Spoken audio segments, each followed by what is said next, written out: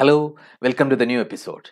In this episode, we are going to discuss the basic principles of thermodynamics, and we are interested in the application of thermodynamics, principles of thermodynamics to problems we usually encounter in chemistry, because this is a course which is intended for these chemistry undergraduate students. That is it. But the principles of thermodynamics is applicable to any type of phenomenon we encounter in nature. It is applicable to physical processes, chemical processes, biological processes, geological processes, or any process we encounter in nature happens according to the principles of thermodynamics. And we are going to see that the principles of three laws or three principles of thermodynamics, classical thermodynamics is there, and these laws are rather prohibitory in nature because it restricts things which can happen in nature, or they happen according to these laws or principles. Similarly, it predicts the stable state under a given set of condition, which is allowed, or allowed states under a given set of conditions, and that is also predicted by can be using these principles of thermodynamics. That is it. We enter into the course. Okay, here for the course we are depending on these three textbooks: Physical Chemistry in Brief by Anatole Malijewski, For Laws That Drive Universe, Peter Atkins. Of course, Atkins Physical Chemistry, Basic Physical Chemistry is also referred for this one. And Physical Chemistry, Ira and Levine. So for further reading, you can go through this text. Not exhaustively, but the portions or the topics which are significant for us. Okay, the things we are going to discuss is the basic premises, then terminology we use in thermodynamics, then we discuss first law and some of its applications in this first portion of this talk, right, or discussion, first portion of this discussion. So we will continue the discussion where we take the other laws, second law and third law, in the coming parts. Maybe two more parts will be coming. Okay, that is it. Actually, thermodynamics deals with heat and its transformation, especially conversion of heat into mechanical work and vice versa. We know energy is convertible in different forms. So actually the word thermodynamics is derived from Greek words meaning movement of heat, right? That is what we discuss. Heat movement, or how heat flow from one body to another, how heat is converted into work, or some other form of energy is converted into heat, etc. That is the primary concern regarding thermodynamics.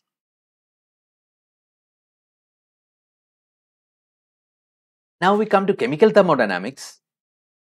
It is a study of interrelation of heat and work with chemical reactions or physical changes of state within confines of laws of thermodynamics. So we are concerned with chemical and physical processes, how these principles are applicable here. We have to go through the basic principles and how these principles are applicable to basic chemical and physical processes that we encounter more often in chemistry.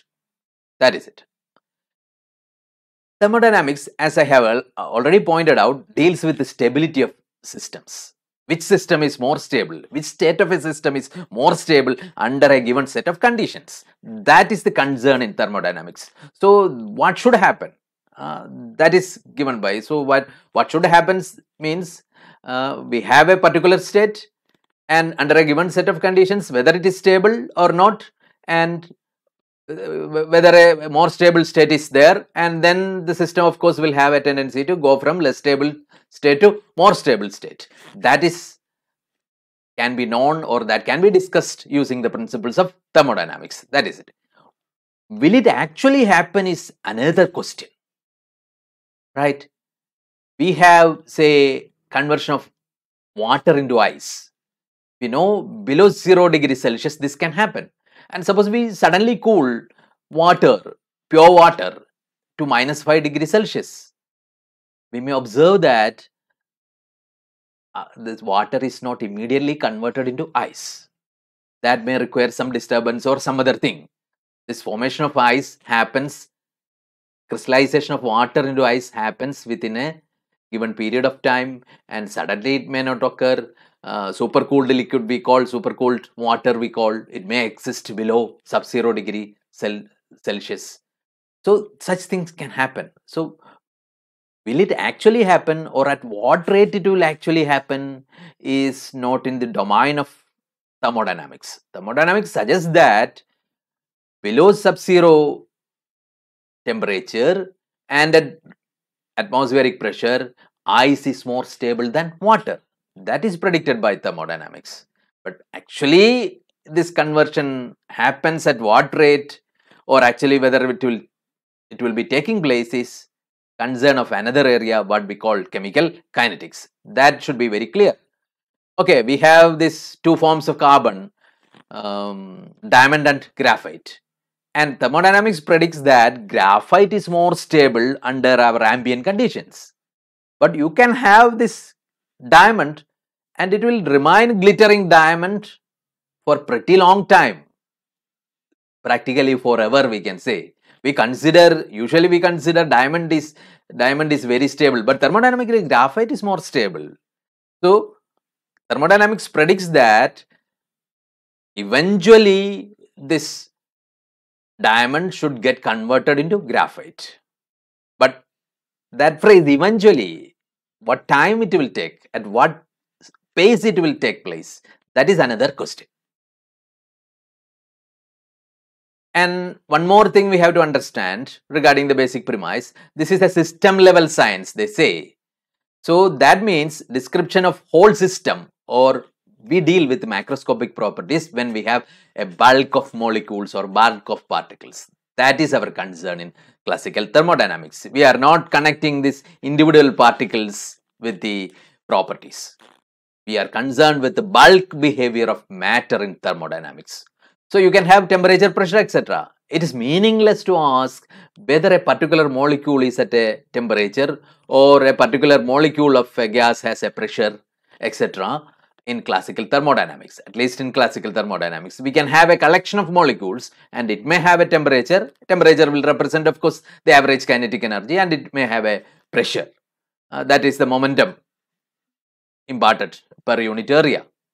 That is it. So that can happen only in the case of bulk behavior. So systemic studies, what we call thermodynamics. That means we have to consider whole systems or macroscopic scale of matter.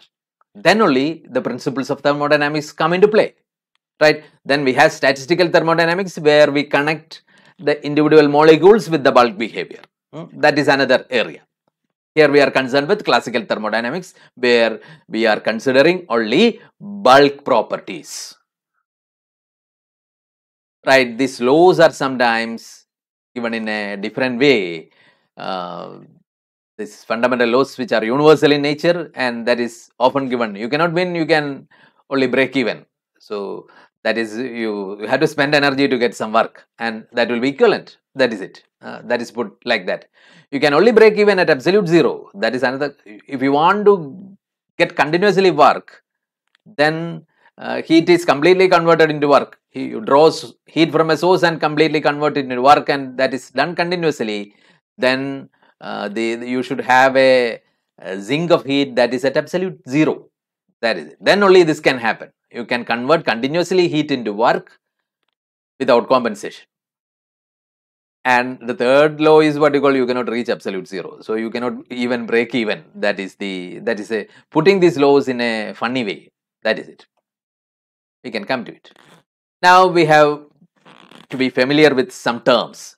The terminology we use in thermodynamics.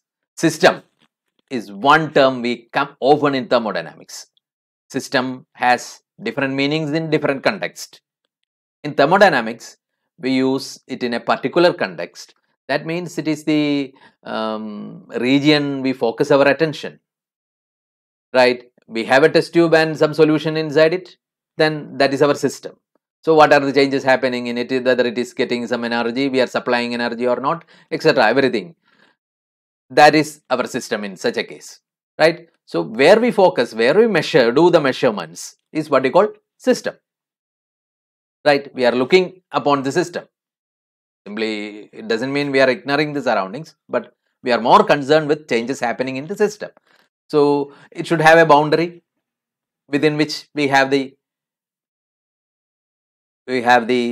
matter, which is our concern of inquiry. The boundary may be fixed, or it may be flexible, or it may expand. That can happen, right? And surroundings means the rest of the universe is our surroundings. Vast, it is very vast. Rest of the universe is very vast. That we have to take into consideration. But for practicality, sometimes the immediate surroundings with which our system interacts is considered as surroundings. Okay, you have system surroundings, system into system. We can have energy and mass from the surroundings, or from the system it can go out as well. Energy can be heat or work or some other forms.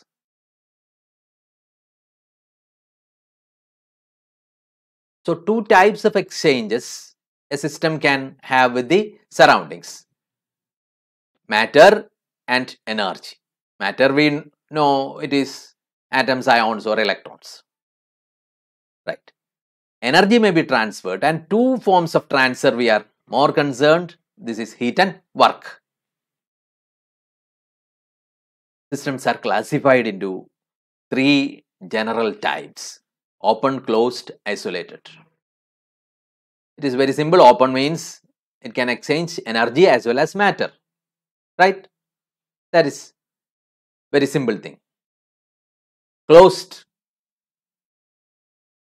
it cannot exchange energy, but it can exchange matter. Closed system, if it can expand, what can happen? Work can be exchanged. Otherwise, work also cannot be exchanged. Then we have isolated system. That means it cannot either exchange, there is no expansion compression, so no work is done. It cannot exchange heat, it cannot exchange matter also. Such systems are what we call isolated system. And practically you cannot have an isolated system, because you can have a thermal insulation, however efficient it is, some dissipation of heat will take place. For practical purpose, we can have isolated systems, we can consider systems as isolated, but strictly speaking, no system can be completely isolated. But you take the universe as a whole, it will be an isolated system. And we have two types of energy exchanges. One is work and one is heat. But we can see that work and heat are two types of heat exchange, two types of energy exchange. But once a process happens, we cannot distinguish between work and heat inside a system. Bodies contain internal energy, we are going to see. It doesn't contain heat or work. You can consider 100 ml of water in a flask or something like that. It is at room temperature, say 25 degrees Celsius, and you can give heat and raise its temperature to 30 degrees Celsius. You can directly use a burner and put a thermometer to read, and when 30 degrees Celsius, you stop heating, like that. You increase the temperature to 30 degrees Celsius. Then from surroundings, heat has flowed into the system. Now you can put an electric coil and supply electric current. Then what can happen? The coil gets heated, and in that way water also will get heated. In this case, what is exchanged between surroundings and system? Electrical work is exchanged, and the temperature of water increases from 25 degrees Celsius to 30 degrees Celsius. Once the temperature rises from 25 to 30 degrees Celsius, it is the same whether we supply directly heat or electrical work.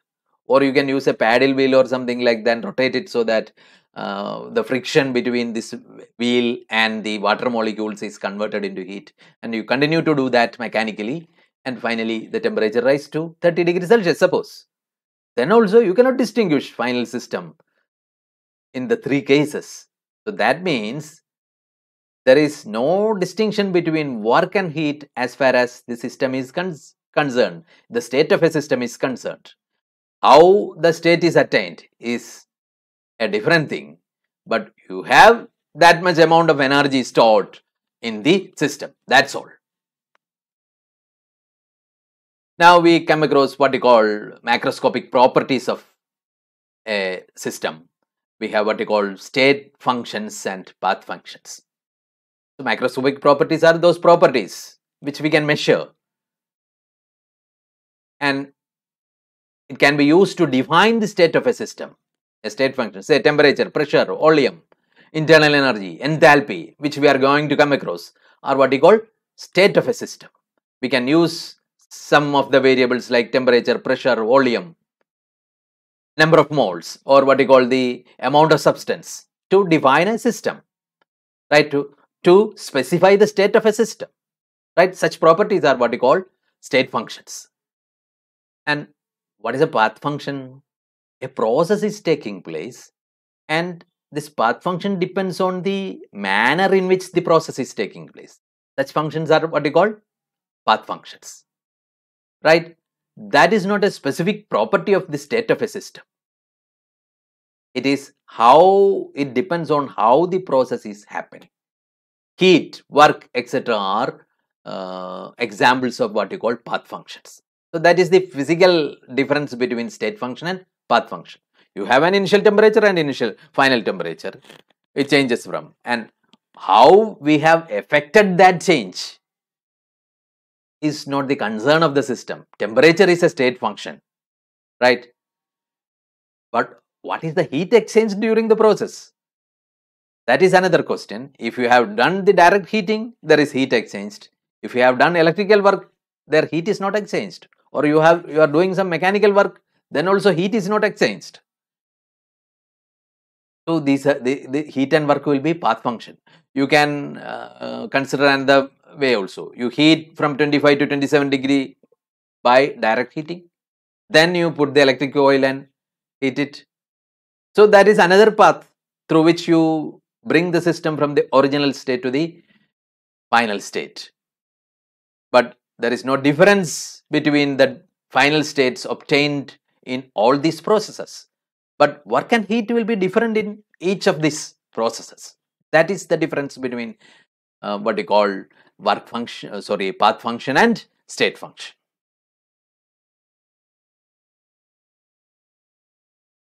So temperature, we know heat flows from a body at high temperature to lower temperature. That is how we usually define this.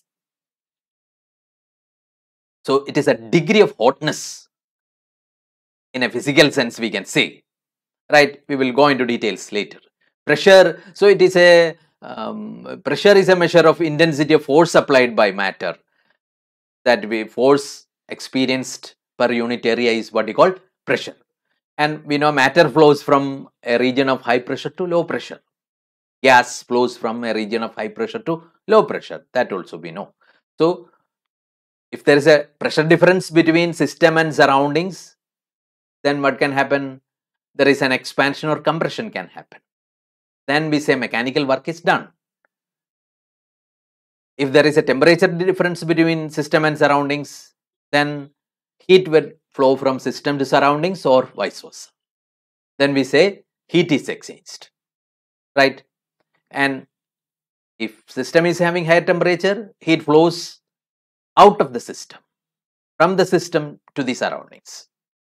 And system is at a lower temperature, heat flows from surroundings into the system. Similarly, work also, there is a pressure difference and system expands. We say system do some work on the surroundings. And if system is having a lower pressure compared to the pressure of the surroundings, then what will happen? Compression will take place. And we say surroundings does some work on the system. That is it. And temperature heat exchange, we can see that a smaller body containing less amount of mass and a higher body containing larger amount of mass. But heat will flow according to the temperature of these two bodies, not according to the size or matter, mass of these bodies, right? we can say that the heat content of the larger body will be higher than the heat content of lower body. We can consider like that, because you consider heating the substance from absolute zero to this particular temperature, and we know for larger body you will have to supply more amount of heat. Smaller body, you require smaller amount of heat to be supplied. But when they are in contact, heat will flow from body which is at higher temperature, not the body which is having a higher heat content as such. That is it.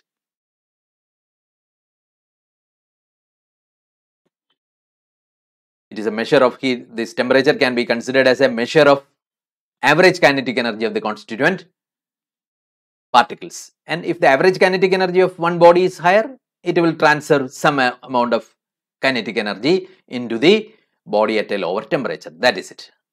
It is a parameter which determines the distribution of species across various energy states available. So that is another thing. You have a particular temperature, 25 degrees Celsius, you have a large number of molecules. The available amount of energy is distributed between the molecules, and temperature is representing the average kinetic energy. Pressure, we know it is a force per unit area, and if you consider a gas, we can consider it as a momentum transferred per unit area per unit time. That is it. So pressure is related to momentum, we can see, and while temperature is related to kinetic energy of the particles. So here we are concerned with particles, their average behavior. We have large number of particles. So the average amount of momentum transferred is what you call pressure, and the average kinetic energy of these particles, what you call because of the jiggling motion of these particles. That is what we call temperature. Right. Now, the mathematical difference between state function and path function we can come across. We say mathematically a state function like internal energy. Internal energy is represented by the symbol U. It is a definite integral, we say. So that means the change in internal energy is equal to that of the final state minus that of the initial state. It will be, because the internal energy depends on the state of the system. How we affect that change is not our concern. Once it goes from a particular initial state to final state, that difference will also be same. And we can have, if you know a function of du, you can integrate it. The differential change for internal energy, then you can integrate it, mathematically integrate and find the difference. That is it. If it is a path function, you cannot do that integration as such, because it changes with different processes, different paths. So work cannot be, you can have a dw for the work in a differential process, but you cannot integrate it as a whole. That is a different question. That is it.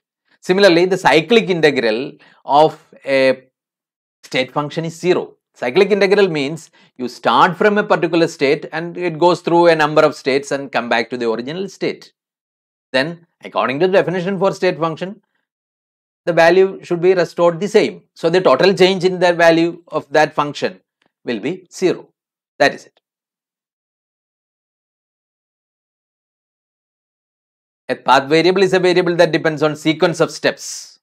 So we have to consider the sequence of steps, and according to these sequences, the path variable will change.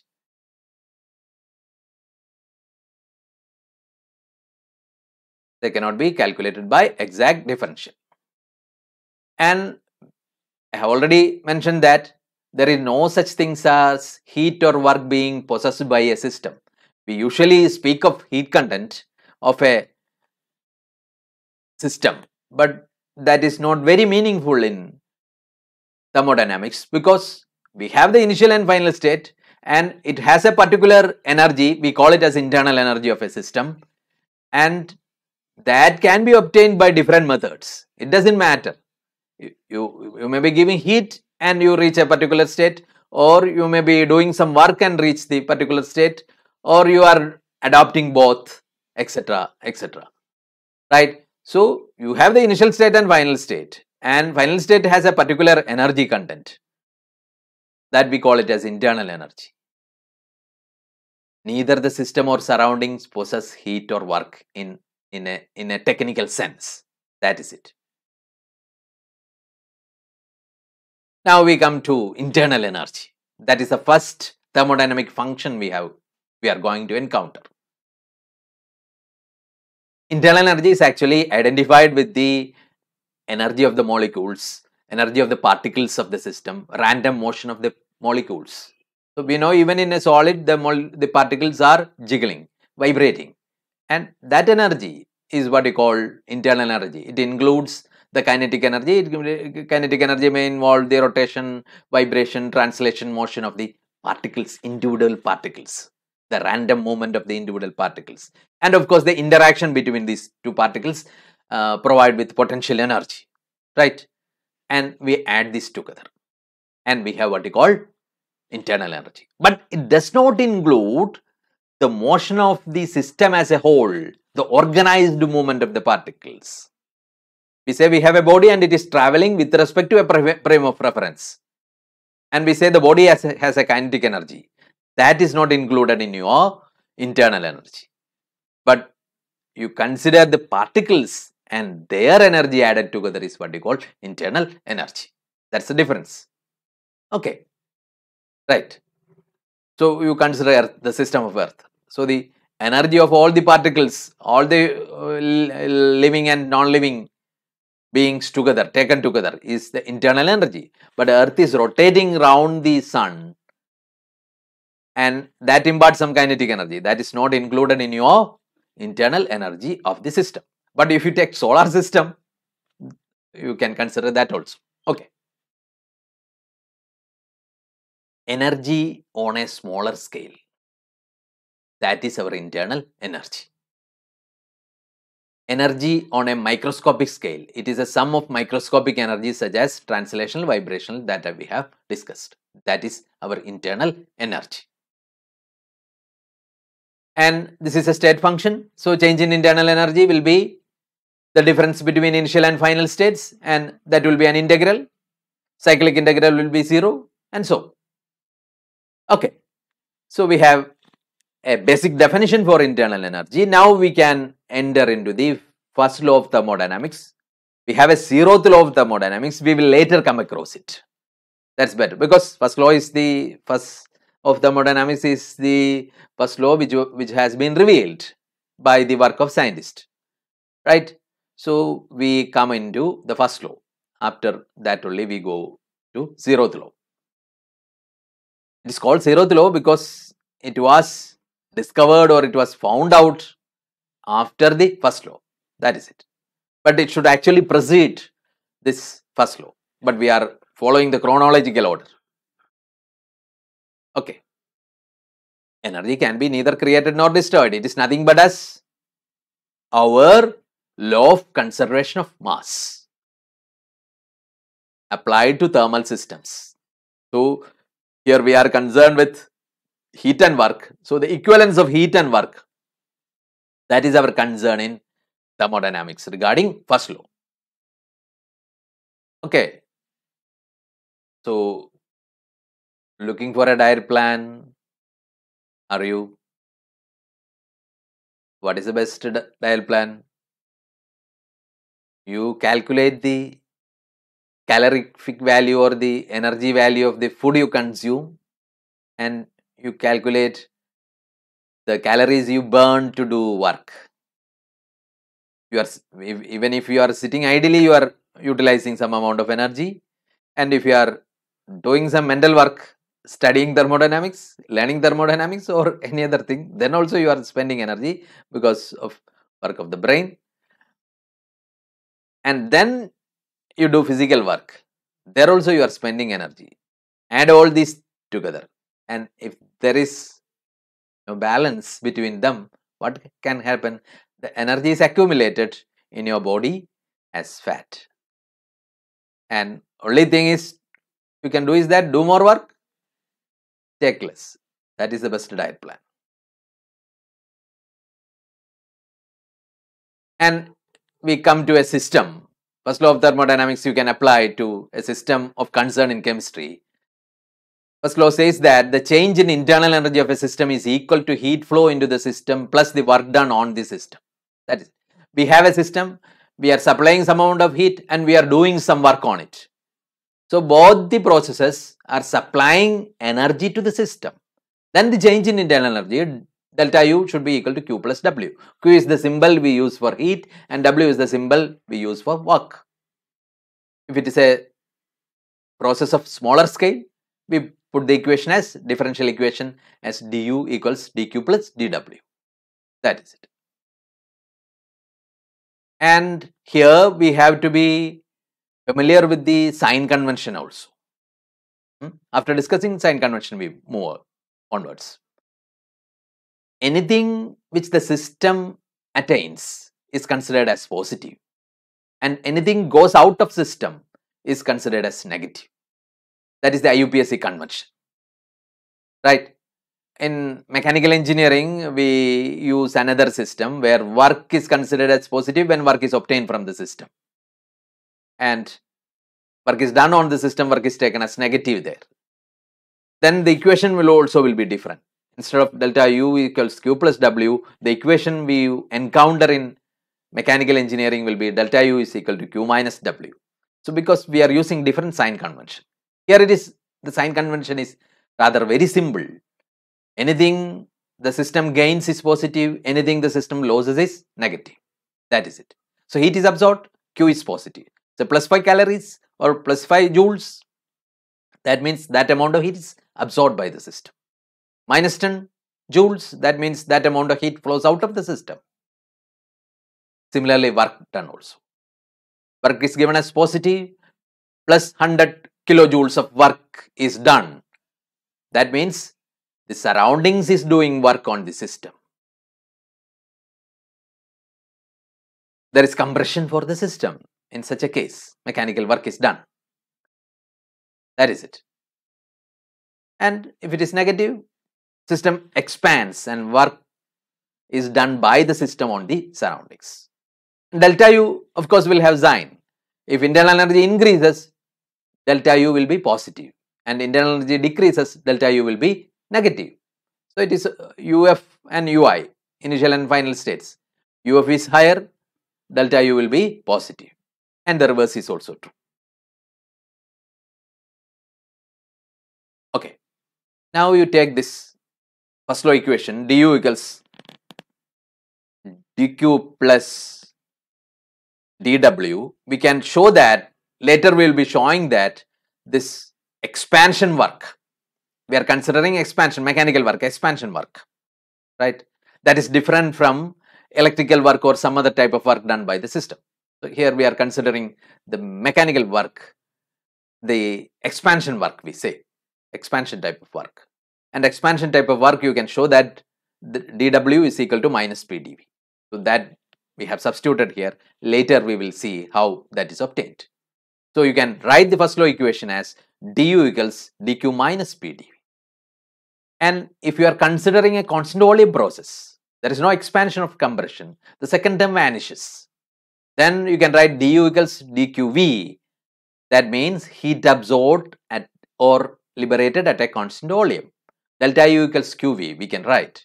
So we get a physical significance for this change in internal energy. It is equal to the heat exchanged during a process which is taking place at constant volume. In a constant volume process, the heat absorbed or liberated will be equal to change in internal energy. That is it. There should be no compression or expansion. Okay, a closed vessel.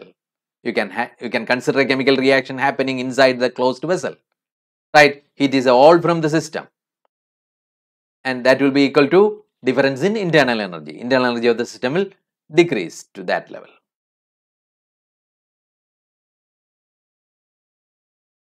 So that we are revisiting again, there is no such things as heat or work being possessed by the system.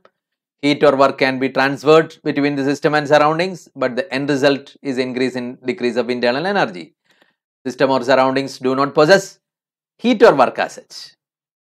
So that is obvious from this equation, obvious from the first law equation also. We have delta U equals Q plus W. Q and W can vary, but if the initial and final states of the system are fixed, delta U will be the same. So what we are seeing is that Q and W are not state functions, they are path function, but their sum is a state function. That is an important conclusion you should get from the first law of thermodynamics. Heat and work are not state function. It depends on path, but their sum always, if you have the same initial and final state, the sum of Q and W should be a constant. That is your first law.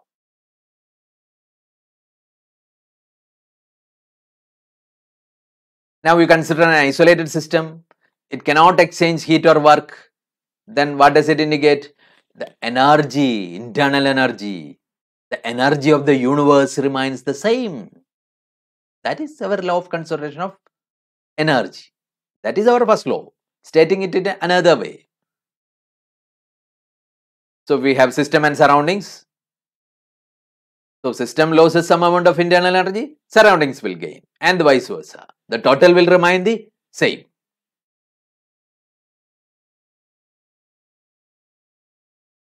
Okay, sign convention we have discussed already. Now you consider an adiabatic process. What is an adiabatic process? Where there is no heat exchange. Adiabatic process is a process in which no heat we have what we call thermally insulated walls for this our system, adiabatic walls for our system, which will not conduct heat or which will not allow the escape of heat from it or absorption of heat through such a wall, right? Diathermal walls are the opposite, which allow exchange of heat.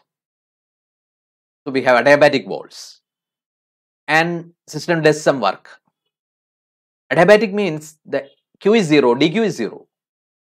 So that term goes, then du will be equal to dW or delta U will be equal to W adiabatic, not Q adiabatic but W adiabatic. So this is a printing mistake. Delta U will be equal to W adiabatic. Take into consideration. Change in internal energy is equal to the adiabatic work done in a process. That is it. You have the same initial and final states. You are bringing about the change by doing some work adiabatically. Then the work exchanged will be equal to change in internal energy. That is it.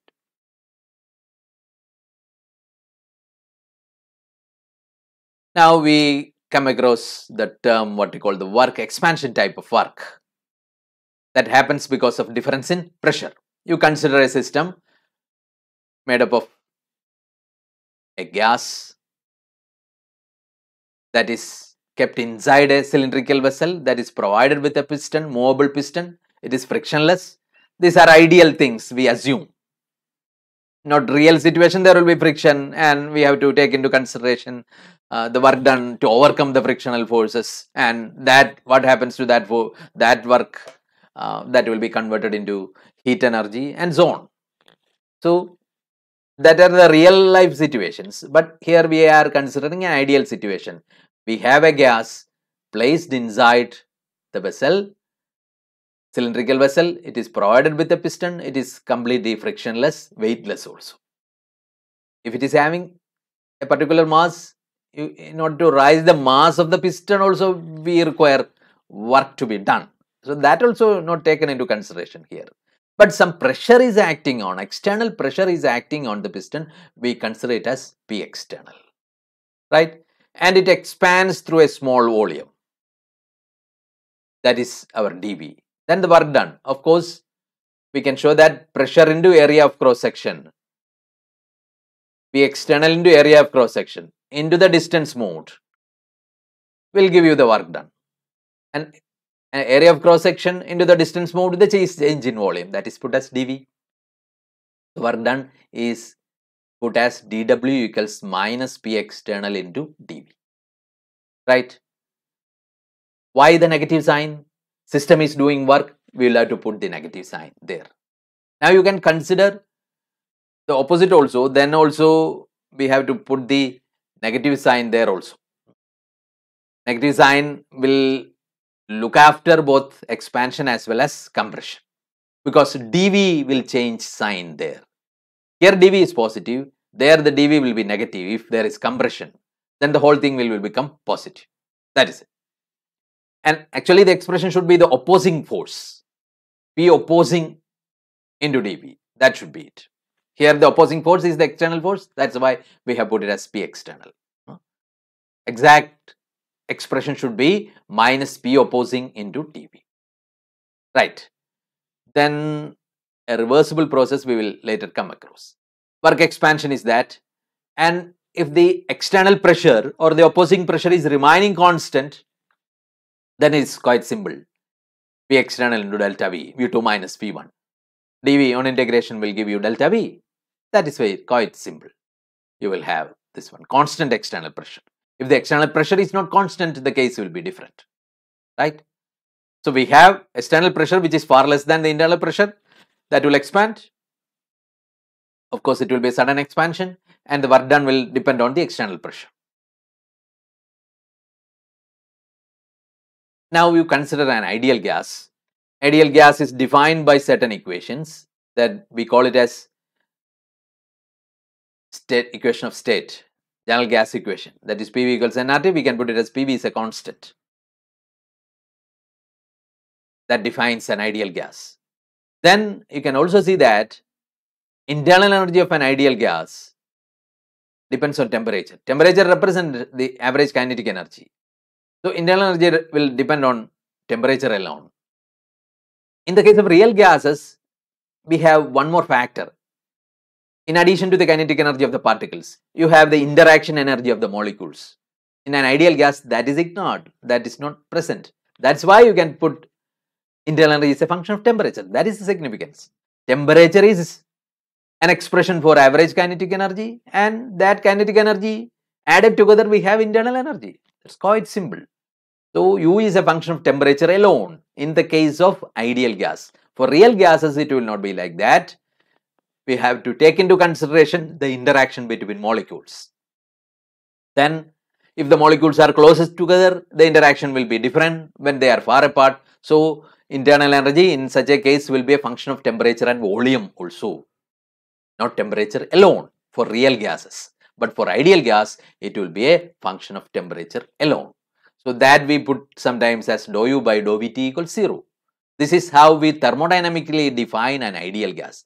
PV equals a constant, or you can also write dou PV by dou Pt is a constant, is 0, not a constant, is 0, because PV does not change with pressure when temperature remains constant. That is it. And internal energy is a function of temperature alone. And you take the first law equation, isothermal expansion of an ideal gas. We can see that temperature is remaining constant, du becomes 0. Then dq should be equal to minus dw, or q should be equal to minus w. What does it indicate? Suppose there is an isothermal expansion, then what should happen? Work is done by the system. Its temperature is remaining. It is spending some amount of energy. Then what should happen? Heat should flow from the surroundings to the system so that the energy remains the same. Energy is remaining the same. Isothermal of expansion or isothermal compression of an ideal gas, energy is constant for the system. But it is doing some work. It should be compensated by heat flowing from outside. That is it. In isothermal, all isothermal processes of ideal gas, there is heat and work are balanced. If some work is done, it will be compensated by heat. That is it. Okay. Now you consider isothermal reversible expansion. So we have to consider the thermodynamic reversibility that in the context of second law of thermodynamics we will be discussing in detail. But reversibility means whatever change is happening in one direction should happen in the reverse direction also.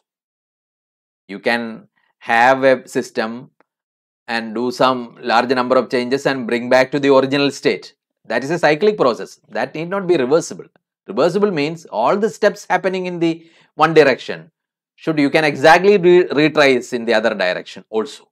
All the steps should happen. And we can see that this happens when the driving force for the process is only slightly greater than the opposing force. If it is an expansion or compression, we can see that there should be a very small difference between the internal or the pressure of the gas and the external pressure. So we can put it as P internal or is equal to P external minus dP. Then the compression will take place. If it is internal pressure is slightly greater, then we will have what we call expansion, a small expansion, a slow expansion will take place. That is our reversible process, right? In a reversible process, we can put as P external and P can be put as the same because there is a minute difference between them. So our equation for work done becomes dW equals minus P dV. This we can integrate, and pressure can be substituted by nRT by V. We have an ideal gas, so we can substitute PV equals nRT, so PV is equal to nRT by V. Substitute that and you can do the integration. We get W equals, that is the work done during isothermal reversible expansion. Not all isothermal expansions, but isothermal reversible expansion. So you can see that the pressure, external pressure is always slightly less than the internal pressure, then expansion will take place. So what should happen? This is an idealized process only, not a real life process, because the external pressure has to, so there is a slight difference. A small expansion will take place, then they are equal. Expansion should stop there with a minute expansion. But if the process has to happen continuously, then what should happen? The external pressure should decrease continuously in a slow manner. Then only the expansion can go on. When they become equal at a point, the expansion will stop. That is it. So external pressure is continuously decreased as internal pressure decreases as expansion takes place. That is it. So this is not a real process. This is an ideal process. We are imagining such a process. Reversibly a change is happening. And we can also see that the work done during an expansion from an initial volume to final volume will be maximum when the process takes place reversibly. Right? Because the work done depends on external pressure. When external pressure is slightly less than the internal pressure, we have the maximum work. That is it. If it is far less than the internal pressure, what will happen? Expansion will be faster and you will be obtaining a work because it is P external into dV. The work obtained, P external is less, the work obtained also will be less. The work done by the system also will be less. Right? So the maximum work is obtained during a reversible process, and that is, if it is an isothermal reversible process, our equation is like this. Work done is equal to minus nRT log Vf by Vi. If it is an ideal gas, you can substitute pressure as well. Then it will be Pi by Pf because it is inversely proportional with the negative sign. You can remove the negative sign and put it as Vi by Vf and so on. Or we can replace this logarithm by natural log by stun, natural log by stun. Then the factor 2.303 also comes there. That is the difference. Okay, graphically it will look like that. The pressure and volume PV graph will be somewhat like that, and our equation will be as shown. Now, suppose we have an irreversible expansion. An irreversible expansion, the work done, of course, is P external into dV. That is applicable everywhere. That is a what you call a differential process or a infinitely small process. Now, you integrate this. If external pressure is 0, that is, the system is expanding into vacuum. That is it. Free expansion, we say. Then P0, work done will be 0. So if a gas expands into vacuum, that is the extreme, other extreme case. completely free expansion. No work is required. No work is done by the system because external pressure is zero in such a case. Then what happens? dW becomes zero. Already delta U is zero. Then dQ should be also zero. Delta T is zero, of course, isothermal. We have defined the process like that, and these parameters becomes equal to zero. One parameter I haven't mentioned here, another thermodynamic function delta H. We can see that delta H also is equal to zero because delta H will be delta U plus delta PV. PV is a constant, so delta PV is zero, that's gone. Delta U is zero, then delta H also will be zero for an isothermal expansion of compression of a ideal gas, for an ideal gas. Okay, now we come across what you call heat capacity. Heat content, we sometimes say, that is not exactly technically true in the case of thermodynamics, that also we have seen, but we have a term called heat capacity. So we are heating a system from a low temperature to high temperature. You can consider we have to rise the temperature by 1 degree Celsius or 1 Kelvin. Then the amount of heat to be supplied for that change is what you call heat capacity of the system. So Q by delta T, simply Q by T2 minus T1. If you consider a small change, it will be, of course, dQ by dt. We have specific heat as well. Then what we are not considering the whole system. Instead of we consider unit mass of the system, right? We have only one component also you consider. Then per unit mass, that is what you call specific heat.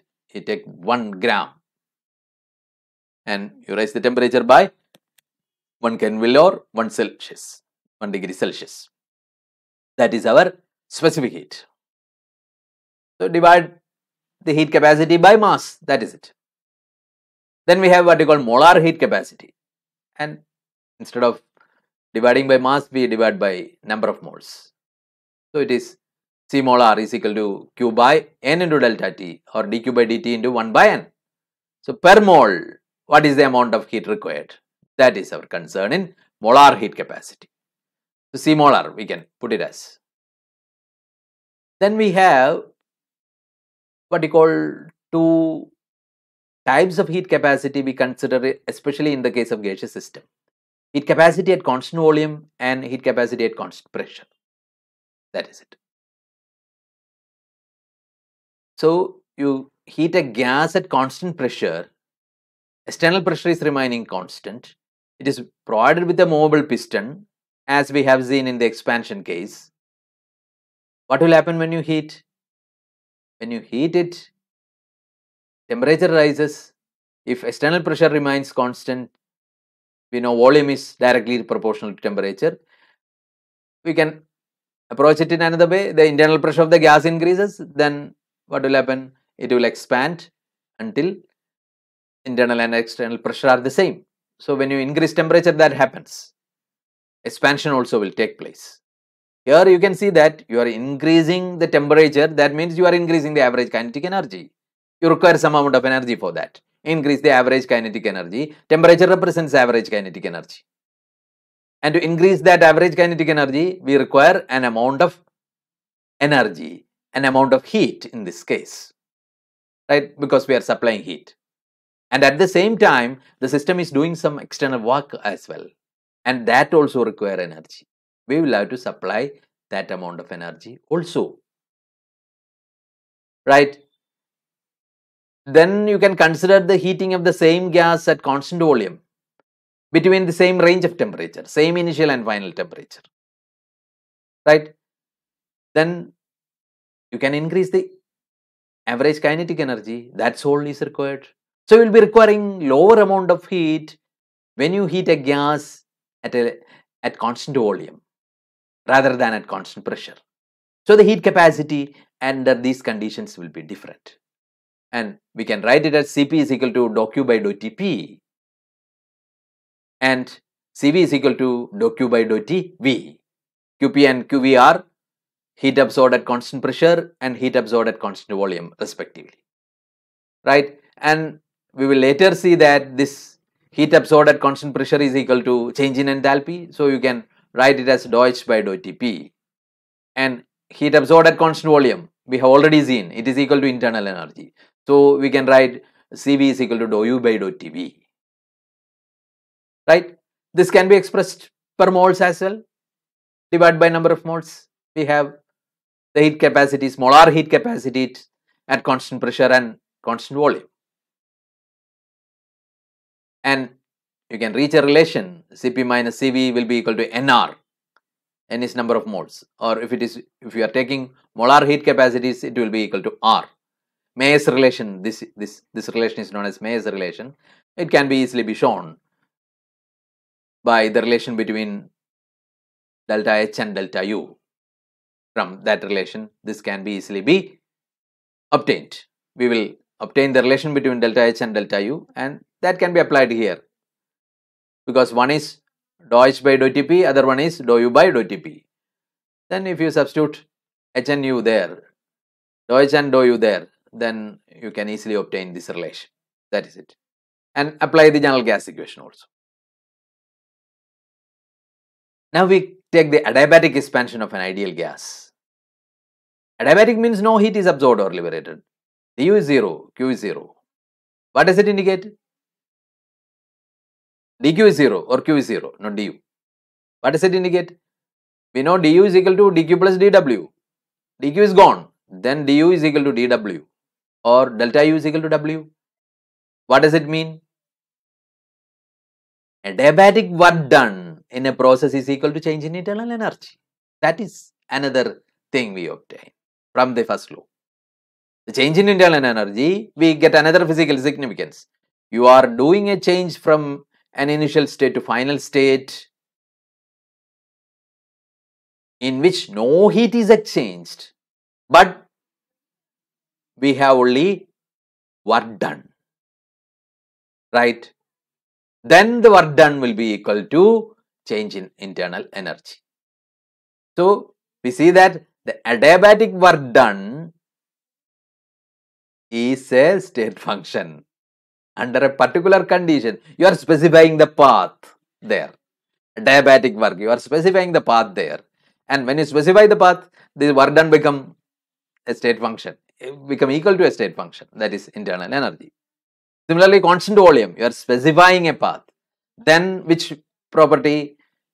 Heat is a path function actually, and under that path, that becomes equal to change in internal energy. That is it. Okay. Actually, we have q plus w, that should be a state function, and one becomes 0, then what is the other will be equal to state function. That is it. Okay, in an adiabatic process, we have only delta U equals W, but by definition we know Cv is equal to dou U by dou Tv. So du is equal to Cv dt, we can write. Then we can equate dw also equal to Cv dt, or delta U is equal to Cv delta T, or W is equal to Cv into T2 minus T1. That is an important relation. Work done during an adiabatic expansion of an ideal gas is equal to Cv into T2 minus T1. That we should be familiarized with. Work done during adiabatic expansion of an ideal gas. Compression also, so the same expression will hold good. Cv into T2 minus T1. And in reversible adiabatic expansion of an ideal gas, we can show that P1 raised to gamma is equal to P2 V2 raised to gamma. Reversible and other reversibility we will be proving.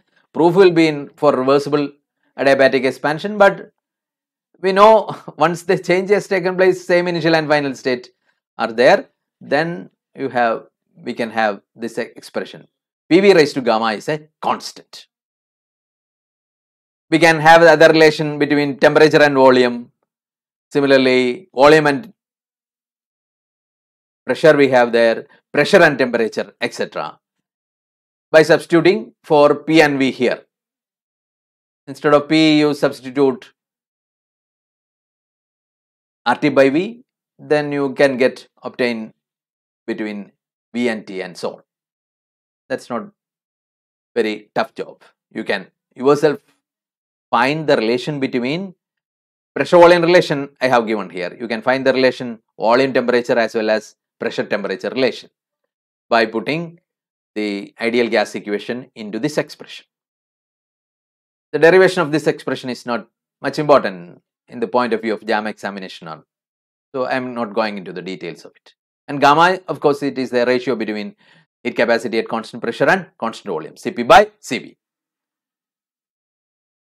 We have irreversible or free adiabatic expansion. You can see that P external is 0, dW equals 0, W equals 0, then Q becomes, every function becomes equal to 0.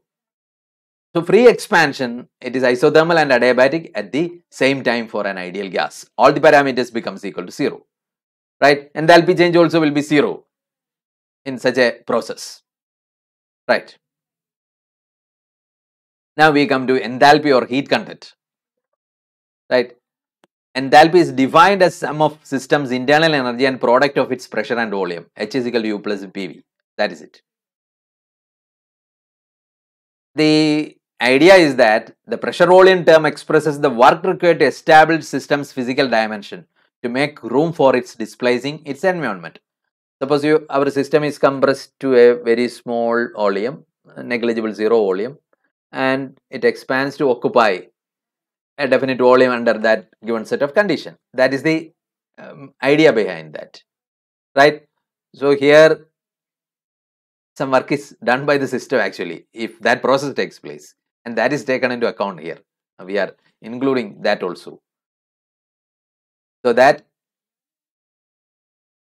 So you have the system occupying negligible volume and it expands to occupy a definite volume under the given set of condition. Negligible volume under the same condition you imagine, and expand to occupying a larger volume. This is only imaginary, but it requires some work. Temperature is remaining the same. What does it indicate? That heat should be supplied from the surroundings, but there is no net change in the energy content, because for expansion work is done by the system. That means energy flows from system to surroundings, and the same amount of heat is supplied from the surroundings. So that is it. The system is occupying a negligible volume under your room temperature and pressure, and it expands into the particular volume. Then some heat should flow into the system, and that is given by our PV. That is it. That is the significance of PV there. U is system's internal energy, and we include the imaginary heat that has flown into the system for such a process. That is it. That is taken as the total heat content of the system. So energy is only U. PV is somewhat a fictitious energy that has flown into the system. It represents the total heat absorbed by the system to raise its temperature from absolute zero to that particular temperature and absolute zero volume to that particular volume. That is it. Total internal energy will be U only. This is a state function. So HF minus HI will give you the change in enthalpy. We can have a significance for delta H. We do differentiation to the equation for H. H is equal to U plus PV. So we have DH equals DU plus PdV plus VdP. Right, at constant, if you imagine a constant pressure process, which term vanishes? VdP term vanishes. We are imagining a constant pressure process. Then the expression becomes DH equals DU plus PdV. And first law we already know that dQ is equal to DU plus PdV. So then what we can do? We can equate DH is equal to dQ PV, right? Because heat absorbed at constant pressure, or delta H is equal to QP. So we have seen that delta U is equal to QV. That is the heat absorbed or exchanged at constant volume process. But here this is the heat exchange. Delta H is the heat exchange in a constant pressure process. In chemistry we are encountering more often constant pressure process. You are doing chemical reactions on open vessels. Then this enthalpy function will be more important for us to know the energy exchanged or heat exchanged. Now we can have a relation between delta H and delta U. DH is equal to DU plus PdV plus VdP, that we have already seen. right? At constant pressure, it is dH is equal to du plus P dV, and that you can put it as delta H is equal to delta U plus P delta V. That is a standard relation, but that is applicable for constant pressure process only, right? If it is not a constant pressure process, you have to have the larger equation where VdP term also come into play. PdV plus VdP has to be taken into account. For constant pressure process, we can take delta H is equal to delta U plus P delta V. That is it. If it is a system of ideal gases, some process is happening, chemical process or something like that, we can easily show that P delta V, and you apply the general gas equation, it will be delta NGRT.